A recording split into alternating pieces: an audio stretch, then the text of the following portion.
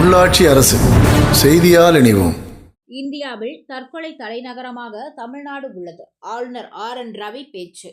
கோவை கவுண்டம்பாளையம் பகுதியில் உள்ள கொங்குநாடு கலை அறிவியல் அரசு உதவி பெறும் கல்லூரியில் தென்னிந்திய ஆய்வு மையம் மற்றும் கொங்குநாடு கலை அறிவியல் கல்லூரி நடத்தும் சிந்து சரஸ்வதி நாகரிக மாநாடு இன்றும் நாளையும் நடைபெறுகிறது. இதில் சிந்து நதிக்கும் தமிழகத்தின் தாமிரபரணி உள்ளிட்ட பல்வேறு நதிகளுக்கும் இடையிலான ஆன்மீக மற்றும் நாகரிக தொடர்பு குறித்து பல்வேறு ஆராய்ச்சியாளர்கள் கருத்துக்களை எடுத்துரைக்க உள்ளனர். இதன் துவக்க விழாவில் தமிழக ஆளுநர் RN ரவி கலந்து கொண்டு உரையாற்றினார். இந்நிகழ்வில் கொங்குநாடு கலை அறிவியல் கல்லூரியின் செயலாளர் வாசுகி அறங்காவலர் மற்றும் நிர்வாகிகள் முன்னிலை வகித்தனர். இதில் சுமார் 500 கல்லூரி மாணவ மாணவிகள் கலந்து கொண்டுள்ளனர். இந்நிகழ்வில் தமிழக ஆளுநர் RN ரவி பேசுகையில், உலக அளவில் நதிகளின் கரைகளில்தான் நாகரிகங்கள் உருவாகின.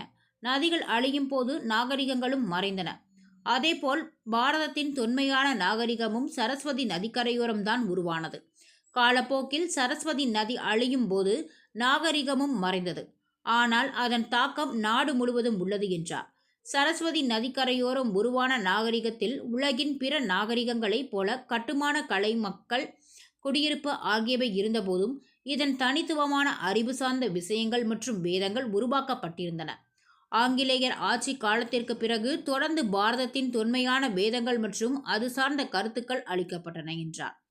ராமாயணம், மகாபாரதம் ஆகியவற்றின் கருத்துக்களை பாரதத்தின் அனைத்து பகுதிகளிலும் பல்வேறு இலக்கியங்களிலும் உள்ளது என்றும், குறிப்பாக தமிழ் சங்க இலக்கியங்களான அகநானூறு, புறநானூறு, சிலப்பதிகாரம், மணிமேகலை ஆகியவற்றில் ராமாயணத்தின் சம்பவங்களும் உள்ளன என்றார். இவ்வாறு சரஸ்வதி நதிக்கரையில் உருவான நாகரிகமும் அங்கு உருவாக்கப்பட்ட தத்துவங்களும் மொழிகளை கடந்து, இனங்களை கடந்து பாரதம் முழுவதும் பரவியுள்ளது என கூறினார்.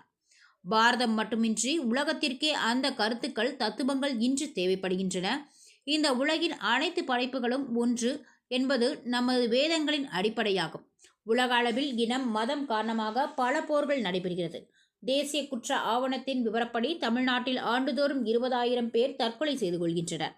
நாள் ஒன்றுக்கு 65 பேர் தமிழ்நாட்டில் தற்கொலை செய்து கொள்கின்றனர். இந்தியாவில் தற்கொலை தலைநகரமாக தமிழ்நாடு உள்ளது என்றும் கூறினார். மன அழுத்தத்தினாலும் பிரிவினைகளாலும் பல்வேறு பாதிப்புகளை சந்திக்கின்றனர் என்றார். மனித வாழ்க்கையை மேம்படுத்துவதிலும் இவ்வுலகின் அனைத்து உயிர்களும் ஒன்று என்பதை வலியுறுத்தும் பாரதத்தின் உன்னத கலாச்சாரங்களையும் தத்துவங்களையும் நாம் முன்னெடுத்து செல்ல வேண்டும். அதைத்தான் பிரதமர் மோடி தலைமையிலான அரசு நாட்டின் வளர்ச்சியோடு இழந்த நமது கலாச்சாரத்தையும் மறைக்கப்பட்ட தத்துவங்களையும் மீட்டெடுத்து அவற்றுக்கு புது சக்தியை கொடுத்து வருகிறது என்றார். நமது நாடு சர்வதேச அளவில் அறிவியல் மற்றும் தொழில்நுட்பங்கள் மட்டுமின்றி ஆன்மீக ரீதியாகவும் கலாச்சார ரீதியாகவும் பல தடைகளையும் கடந்து வளர்ந்து வருகிறது என்றார். ஆரியம், திராவிடம் என பிரிக்க நினைக்கிறார்கள். அவர்கள் தோற்று போவார்கள். ஏனென்றால் அவர்களிடம் பொய்தான் உள்ளது என்று கூறிய அவர், சரஸ்வதி நதி நாகரிகம் மற்றும் அதன் சிறப்பை இதுபோன்ற மாநாட்டின் மூலம் எடுத்துரைத்து அனைவருக்கும் கொண்டு சேர்க்க வேண்டியது அவசியமாகும் என தெரிவித்தார். இந்த நிகழ்ச்சியில் நாயன்மார்கள், ஆழ்வார்கள் பற்றியும் உரையாற்றினார். உரையின் போது திருக்குறள், சிலப்பதிகாரம், புறநானூறு, கம்பராமாயணம், ராமாயணம் ஆகியவற்றையும் மேற்கோள் காட்டி பேசினார். திருக்குறள் பற்றி பேசும் பொழுது மாணவர்கள் கைத்தட்டினர்.